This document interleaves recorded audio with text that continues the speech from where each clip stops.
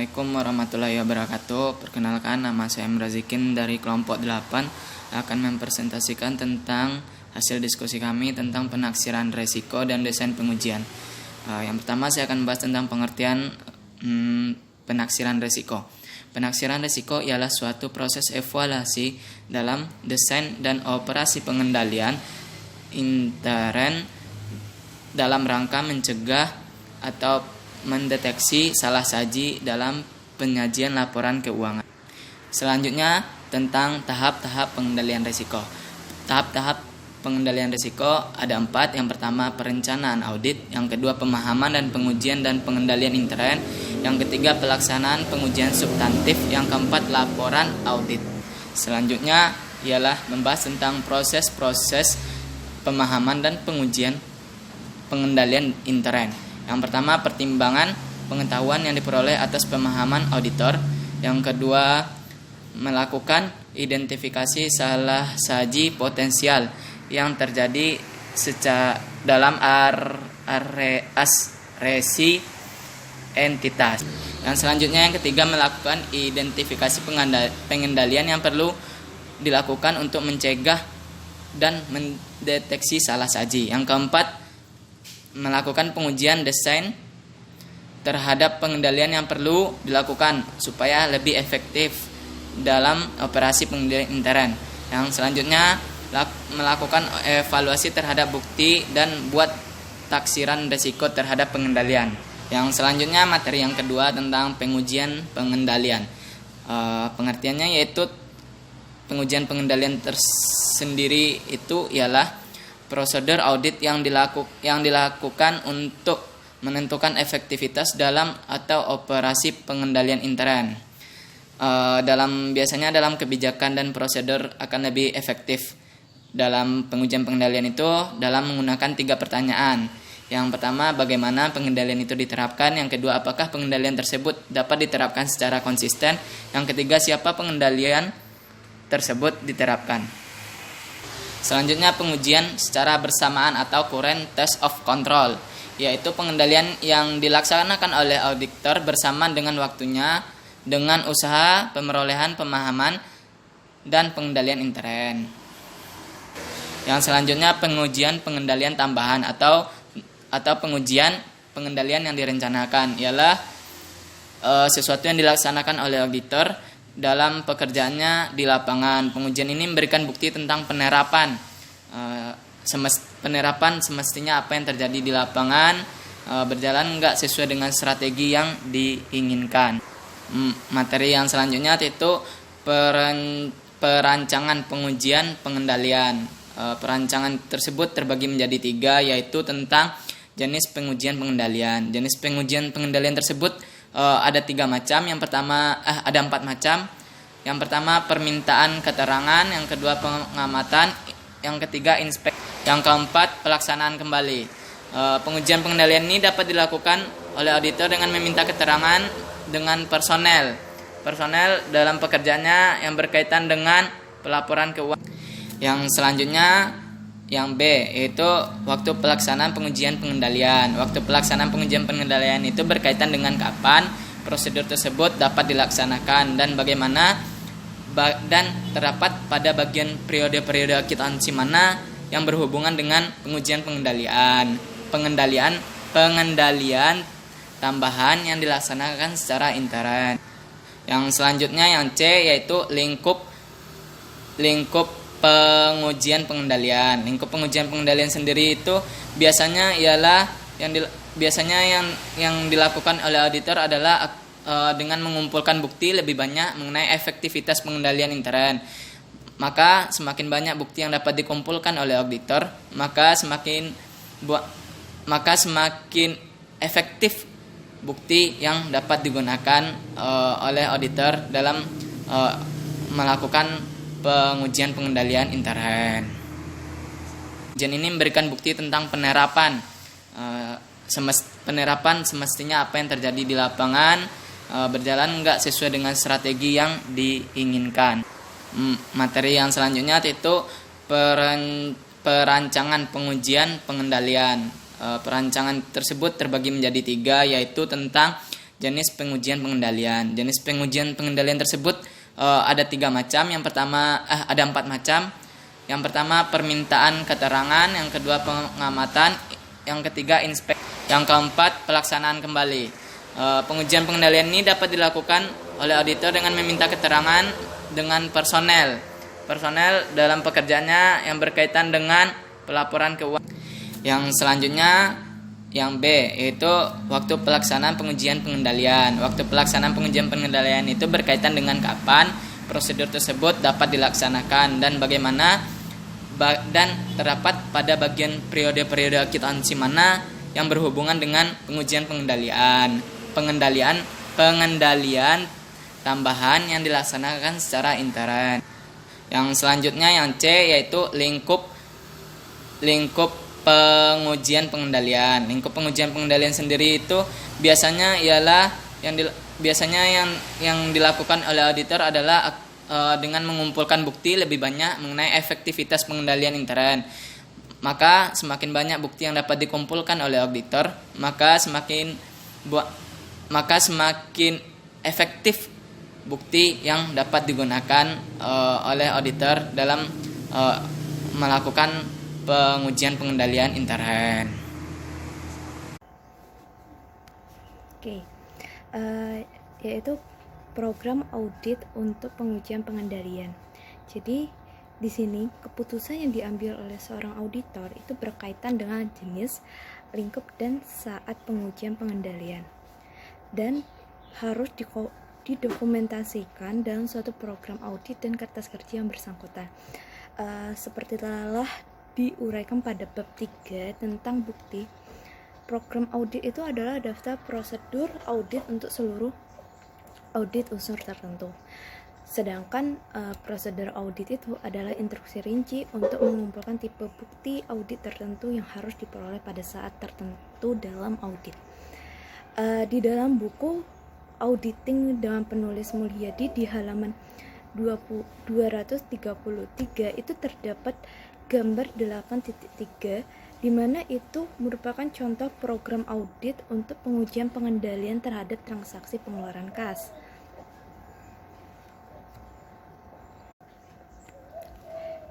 Kerjasama dengan auditor intern dalam pengujian pengendalian. Bila mana auditor independen melakukan audit atas laporan keuangan entitas yang memiliki fungsi auditor intern, auditor independen dapat melakukan koordinasi pekerjaan auditnya. Dalam mengkoordinasikan pekerjaan dengan auditor intern, auditor independen melakukan rapat periodik dengan auditor intern, melakukan review jadwal kerja auditor intern, meminta izin untuk akses ke kertas kerja auditor intern, serta melakukan review terhadap laporan audit. Selain itu juga, seorang auditor independen juga harus menguji pekerjaan auditor intern dan menentukan apakah lingkup pekerjaan auditor intern memadai untuk memenuhi tujuan pekerjaan, program audit memadai untuk mencapai tujuan auditnya, kertas kerja yang dibuat memadai untuk mendokumentasi pekerjaan yang telah dilaksanakan, termasuk mencerminkan adanya supervisi dan review atas pekerjaan yang telah dilaksanakan. Kesimpulan dibuat memadai sesuai dengan keadaan, laporan sesuai dengan pekerjaan yang telah dilaksanakan. Yang kedua yaitu menggunakan auditor intern untuk menyediakan bantuan langsung dalam audit. Bila bantuan langsung itu disediakan, maka seorang auditor harus menentukan kompetensi dan objektivitas auditor intern dan melakukan supervisi, review, evaluasi, serta pengujian pekerjaan yang dilaksanakan oleh auditor intern yang luasnya disesuaikan dengan keadaan. Yang kedua itu memberitahu auditor intern mengenai tanggung jawab auditor intern tersebut, tujuan prosedur yang dilaksanakan oleh auditor intern, serta hal-hal yang mungkin berdampak terhadap sifat, saat, dan lingkup prosedur audit, seperti masalah akuntansi dan auditing. Yang terakhir yaitu memberitahu auditor intern bahwa semua masalah akuntansi dan auditing yang signifikan yang ditemukan selama audit harus diberitahukan kepada seorang auditor independen.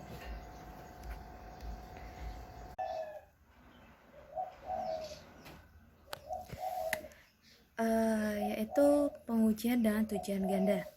Pengujian dengan tujuan ganda yaitu suatu pengujian substantif yang secara sekaligus dilakukan untuk pengujian terhadap efektivitas pengendalian intern dan kekeliruan moneter. Pengujian dengan tujuan ganda itu dilakukan oleh seorang auditor untuk menekan biaya dalam pelaksanaan pengujian. Penentuan risiko deteksi. Untuk mengetahui letak penentuan risiko deteksi dalam proses audit sebagai berikut. Penetapan audit atau penaksiran risiko bawaan ke pemahaman dan pengujian pengendalian intern atau penaksiran risiko pengendalian langsung ke pelaksanaan pengujian substantif atau penetapan risiko deteksi langsung ke penerbitan laporan audit atau penilaian risiko audit. Di dalam penentuan risiko deteksi ini terdapat rumus yaitu RD sama dengan RA per RB dikali RP, di mana RD itu adalah risiko deteksi, RA itu risiko audit individual, dan RB itu adalah risiko bawaan, dan RP itu risiko pengendalian. Selain itu, risiko deteksi yang direncanakan merupakan dasar untuk menentukan tingkat pengujian substantif yang direncanakan. Hubungan antara strategi audit awal, risiko deteksi yang direncanakan, dan tingkat pengujian yang direncanakan adalah sebagai berikut. Strategi audit awal terdiri dari pendekatan terutama substantif dan pendekatan taksiran risiko pengendalian rendah. Yang kedua yaitu risiko deteksi yang direncanakan, yang terdiri dari rendah atau sangat rendah, moderat atau tinggi, sedangkan untuk tingkat pengujian substantif yang direncanakan itu terdiri dari tingkat tinggi dan tingkat rendah.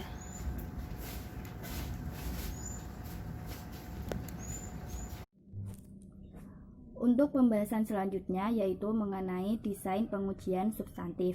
Pengujian substantif sendiri dilakukan untuk mengungkapkan kekeliruan atau salah saji moneter dalam pencatatan dan pelaporan suatu akun. Yang pertama yaitu mengenai sifat pengujian substantif.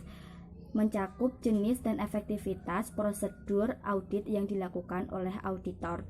Auditor dapat menggunakan jenis pengujian substantif di antaranya yaitu yang pertama prosedur analitik.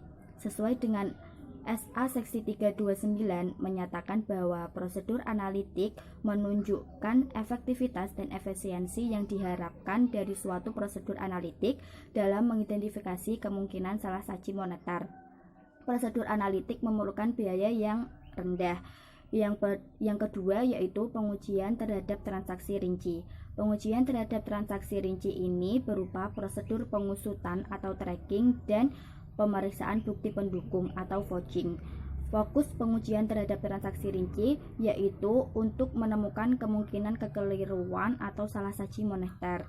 Untuk pengujian terhadap transaksi rinci ini dilakukan fokusnya pada pengkreditan dan pendebitan setiap transaksi, jadi secara individual. Untuk yang ketiga yaitu pengujian terhadap saldo rinci. Pengujian ini dilakukan untuk memperoleh bukti secara langsung terhadap suatu saldo akun. Jadi kebalikannya dari pengujian terhadap transaksi rinci. Kalau pengujian terhadap saldo rinci, ini yang diuji adalah saldo akhirnya dari suatu akun tersebut, bukan secara individual dari transaksi per transaksi. Dari pengujian terhadap saldo rinci, pengaruh resiko deteksi terhadap pengujian terhadap saldo rinci yaitu yang pertama, apabila resiko deteksi menunjukkan angka yang tinggi, maka pengujian terhadap saldo rinci oleh auditor hanya dilakukan dengan pemeriksaan secara selintas terhadap rekonsiliasi bank yang telah dilakukan oleh pihak klien.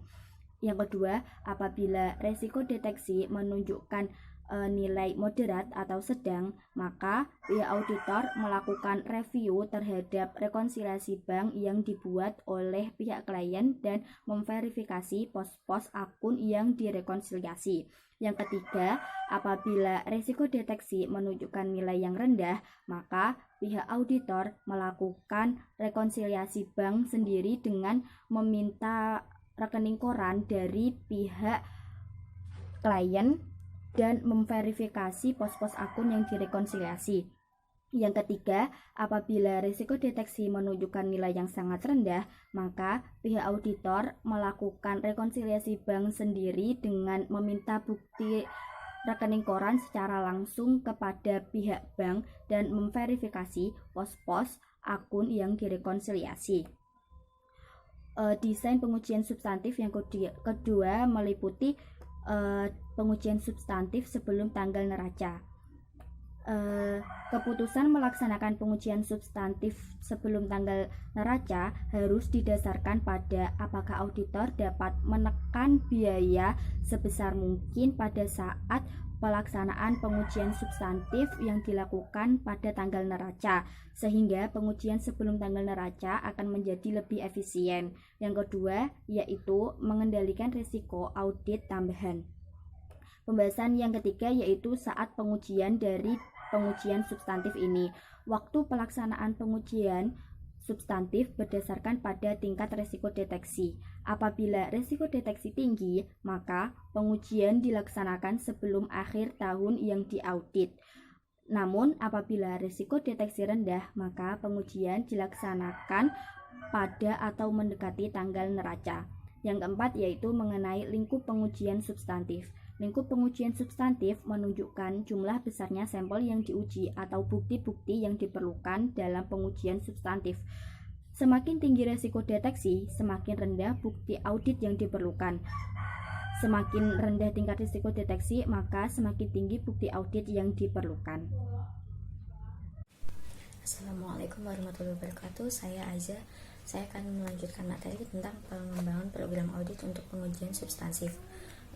Pertama-tama itu laporan keuangan itu terdiri dari 5 golongan asersi.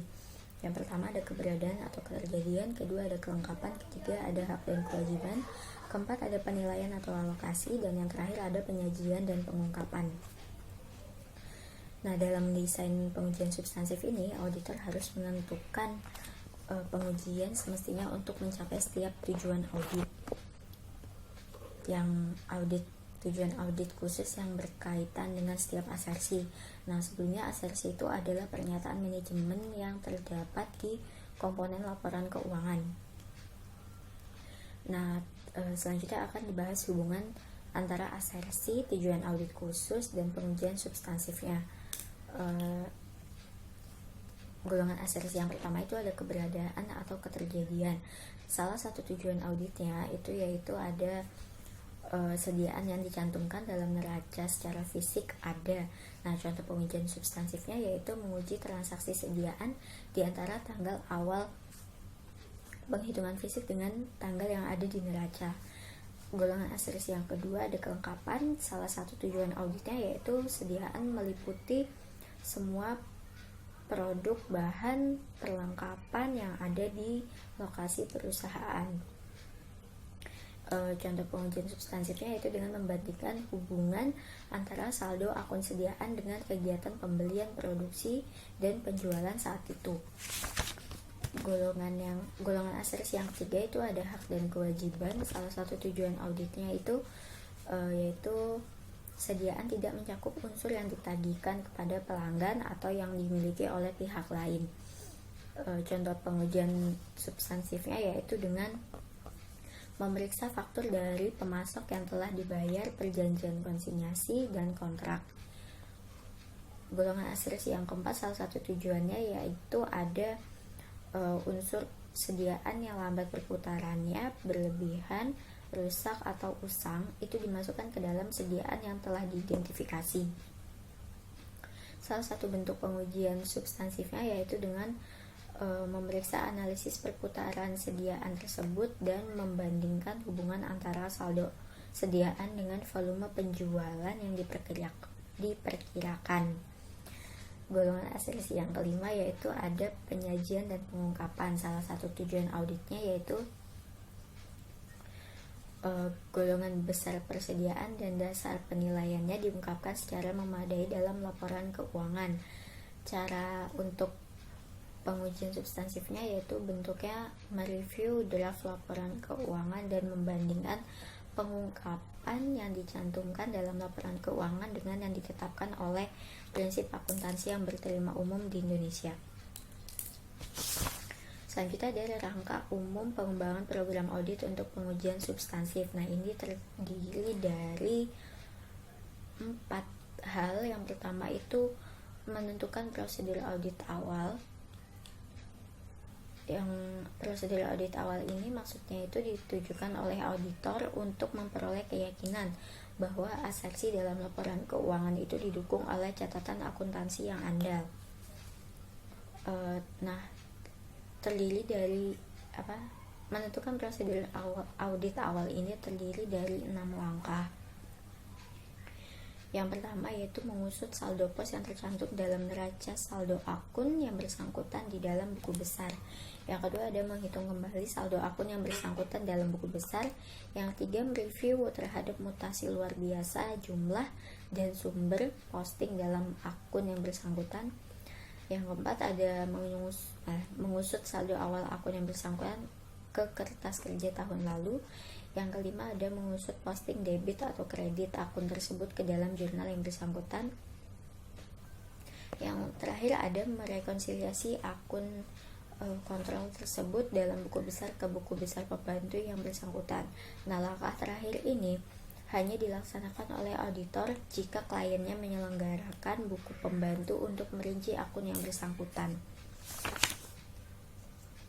Selanjutnya ada tahap yang kedua yaitu menentukan prosedur analitik yang perlu dilaksanakan. Nah, dalam prosedur analitik ini auditor menghitung berbagai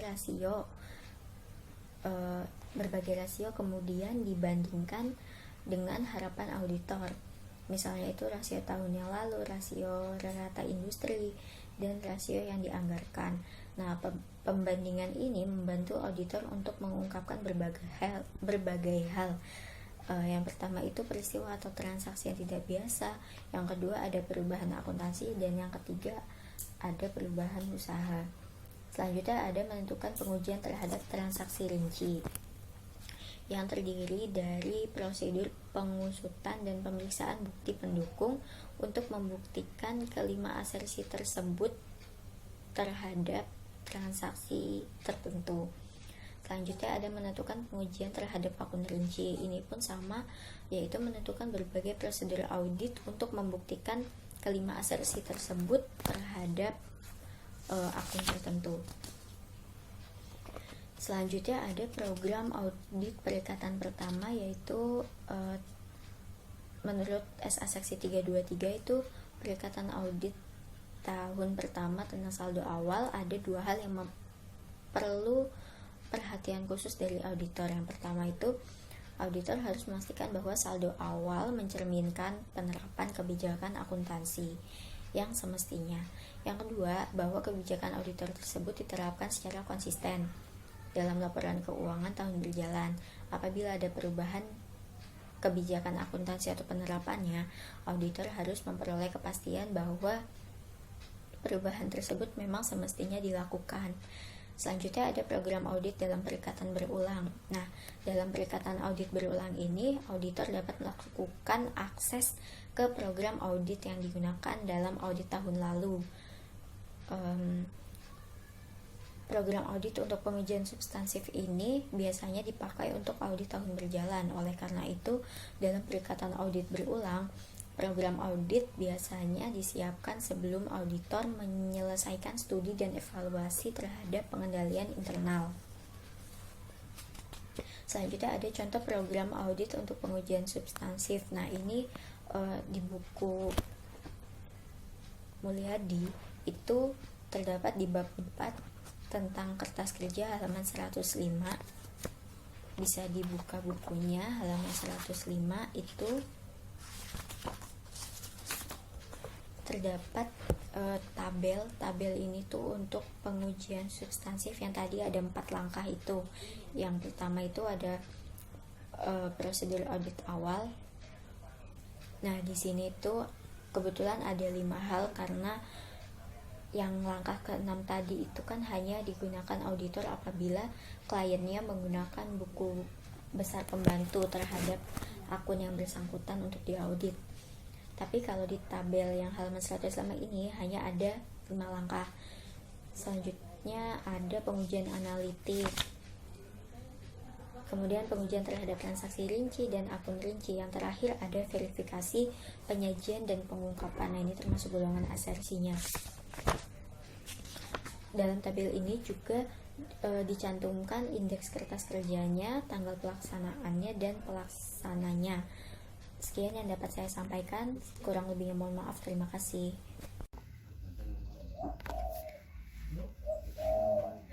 Perbandingan antara pengujian pengendalian dan pengujian substantif. Salah satu dalam proses audit adalah pelaksanaan pengujian, yang terdiri dari pengujian utama, yaitu pengujian pengendalian dan pengujian substansi. Dua jenis ini berbeda dalam hal jenis, tujuan, sifat, pengukuran pengujian yang digunakan, prosedur audit yang dapat diterapkan dalam masing-masing pengujian, saat penerapan, unsur risiko audit yang terdapat di dalamnya, standar pekerjaan lapangan yang melandasinya, dan sifat kewajiban yang ditentukan oleh standar auditing. Di dalam buku auditing 1 dengan penulis Mulyadi, pada bab 8 itu pada gambar 8.9 itu terdapat tabel yang melukiskan perbedaan antara pengujian pengendalian dan pengujian substantif.